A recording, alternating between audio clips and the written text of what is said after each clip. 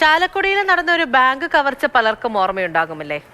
അവിടുത്തെ ബാങ്കിലെ ജീവനക്കാരെയൊക്കെ ബന്ദിയാക്കി നടത്തിയ കവർച്ച അങ്ങനെ പെട്ടെന്ന് മറക്കാൻ ഇടയാകുന്ന ഒരു സംഭവമല്ല.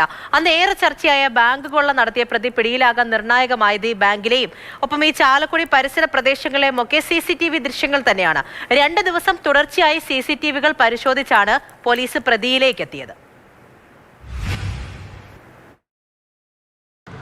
ഇക്കഴിഞ്ഞ ഫെബ്രുവരി 14-ാം തീയതിയായിരുന്നു ചാലക്കുടിയിലെ സ്വകാര്യ ബാങ്കിൽ ജീവനക്കാരെ ബന്ദിയാക്കി കവർച്ച നടന്നത്.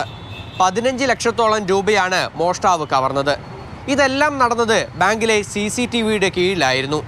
എന്നാൽ കൃത്യമായ ദൃശ്യങ്ങൾ ഉണ്ടെങ്കിൽ പോലും മോഷ്ടാവിനെ തിരിച്ചറിയാൻ കഴിയാത്ത വിധമായിരുന്നു ഇയാളുടെ വേഷവിധാനം. ഇതുതന്നെയാണ് പോലീസിനെ വലിയ രീതിയിൽ കുഴക്കിയത്.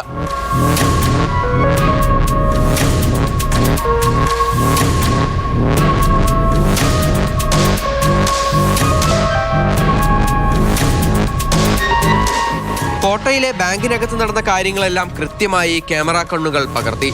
എന്നിട്ടും മോഷ്ടാവിനെ കണ്ടെത്തുക എളുപ്പമായിരുന്നില്ല.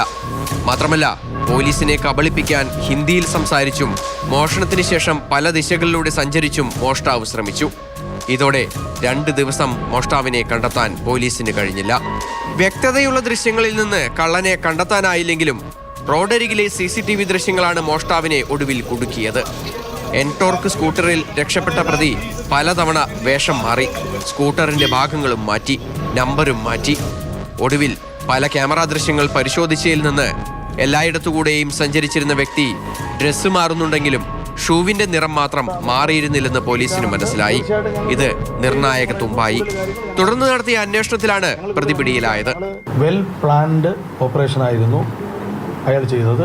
ഏതാനും ദിവസങ്ങൾക്ക് മുമ്പ് അയാൾ ആ ബാങ്കിൽ വന്നു. ബാങ്കിൻ്റെ സിസ്റ്റം അയാൾ കണ്ട് മനസ്സിലാക്കി. ആ ബാങ്കിൽ ഉച്ചയ്ക്കുള്ള സമയം ആൾ കുറവാണെന്നും പൈസ ക്യാഷ് എവിടെയാണ് വിൽക്കുന്നതെന്നും സ്റ്റാഫിനെ ഒഴിവാക്കി ഓപ്പറേറ്റ് ചെയ്യാൻ പറ്റുമെന്നൊക്കെ അയാൾ വളരെ നന്നായിട്ട് പഠിച്ചു.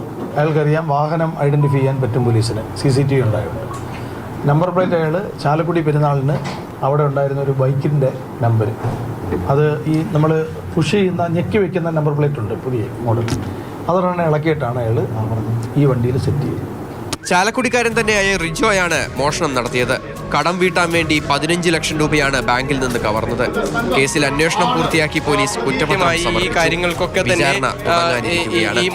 CCTVയിൽ കുടുങ്ങിയിട്ടും പോലീസിന് പ്രതിയെ കണ്ടെത്താൻ ഏറെ പണിപ്പെടേണ്ടി വന്നു. അവസാനം ഹൈവേയിലൂടെ സ്കൂട്ടറിൽ സഞ്ചരിക്കുന്നതിന്റെ CCTV ദൃശ്യങ്ങൾ തന്നെയാണ് മോഷ്ടാവിനെ കുടുക്കിയതും. അതുതന്നെയാണ് ഈ കേസിലെ നിർണായകമായ തുമ്പും. MS Lishoy, Mathrubhumi news, Thrissur.